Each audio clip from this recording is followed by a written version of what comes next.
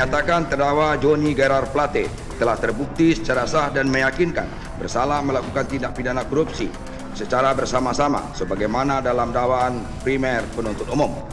2. Menjatuhkan pidana kepada terdakwa dengan pidana penjara selama 15 tahun dan denda sebesar 1 miliar rupiah. Mantan Menkominfo Johnny G. Plate divonis 15 tahun penjara dan denda 1 miliar rupiah atas kasus korupsi proyek pengadaan menara BTS 4G Bakti Kominfo. Dalam persidangan di Pengadilan Tipikor Jakarta pada 8 November lalu, Plate juga diwajibkan membayar uang pengganti kerugian negara sebesar 15,5 miliar rupiah. Dalam kasus mega korupsi yang merugikan negara hingga 8,3 triliun rupiah, mantan Menkominfo era pemerintahan Presiden Joko Widodo tersebut menerima aliran dana sebesar 17,8 miliar rupiah. Namun hingga akhir persidangan, Plate tidak pernah mengakui hal tersebut dan merasa difitnah. Pada saat dibacakannya tuntutan oleh penuntut umum yang mengatakan bahwa saya diperkaya sebesar 17.848.308.000 rupiah, saya benar-benar merasa terzolim dan diperlakukan dengan semena-mena dan sangat tidak adil oleh penuntut umum. Hal ini tidak terlepas dari fakta bahwa semua tuduhan tersebut didasarkan pada keterangan saksi-saksi yang sedang mencari selamat, yaitu orang-orang yang sudah mengakui telah menerima dana tersebut. Agar mereka sendiri tidak dijadikan tersangka, maka tidak segan-segan dalam persidangan memberikan keterangan atau lebih tepatnya fitnah kepada saya dengan melemparkan semua kesalahan kepada saya dan menjadikan saya keranjang sampah kesalahan.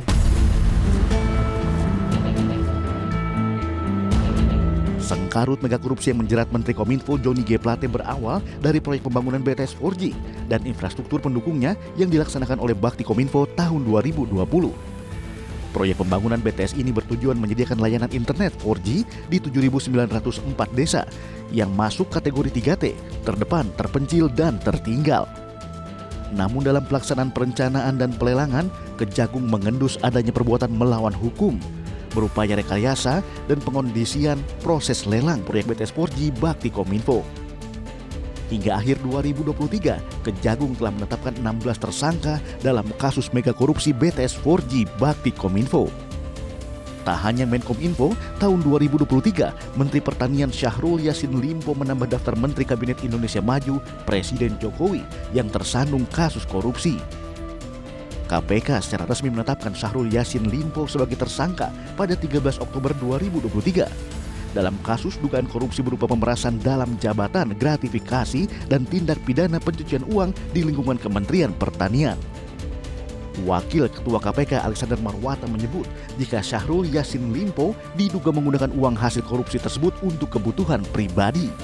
Dengan jabatannya tersebut, SYL kemudian membuat kebijakan personal yang diantaranya melakukan pungutan hingga menerima setoran dari ASN internal Kementan untuk memenuhi kebutuhan pribadi termasuk keluarga.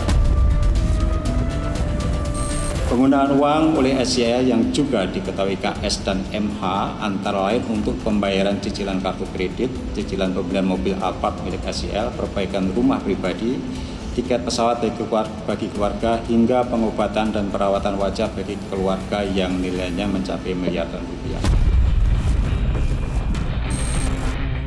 Dana hasil korupsi tersebut disebut-sebut juga mengalir ke Partai Nasdem hingga miliaran rupiah. Setoran wajib dari unit eselon 1 dan 2 di lingkungan Kementan tersebut terjadi sejak 2020 hingga 2023 dengan besaran setoran setiap bulannya mulai 4.000 hingga 10.000 dolar Amerika. Selain itu, ditemukan juga aliran penggunaan uang sebagaimana perintah SYL yang ditujukan untuk kepentingan Partai Nasdem dengan nilai miliaran rupiah. Kasus korupsi Syahrul Yassin Limpo berbuntut panjang hingga menyeret Ketua KPK Firly Bahuri.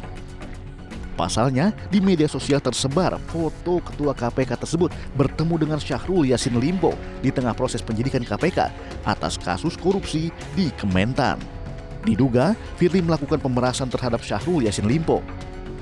Atas tuduhan tersebut, Firly sempat membantah dan menyebut apa yang terjadi padanya merupakan serangan balik dari seorang koruptor.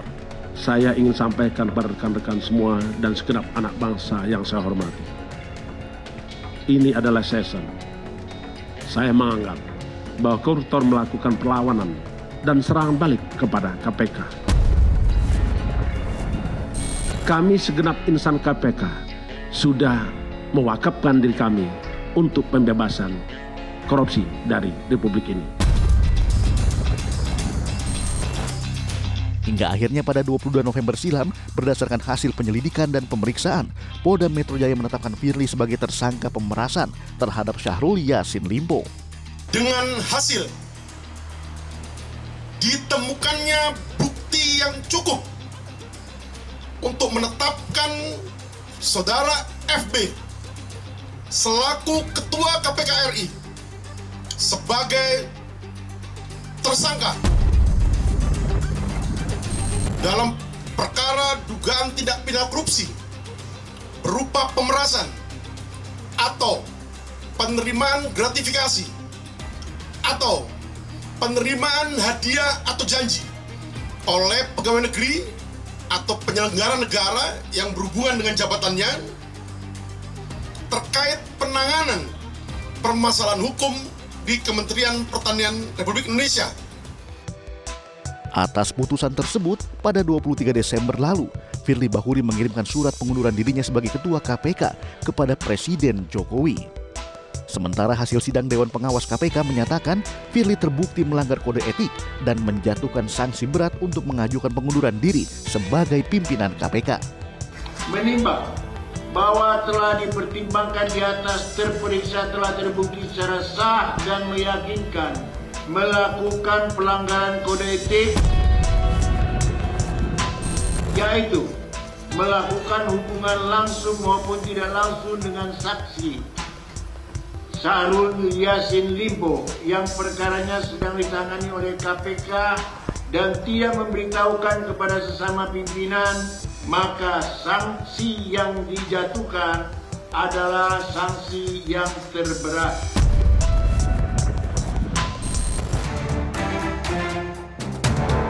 Korupsi dan kolusi di Indonesia nyatanya semakin menggurita hingga ke lingkaran kabinet dan orang terdekat Jokowi. Bahkan nepotisme terjadi di Mahkamah Konstitusi. Selengkapnya di iNewsFile sesaat lagi.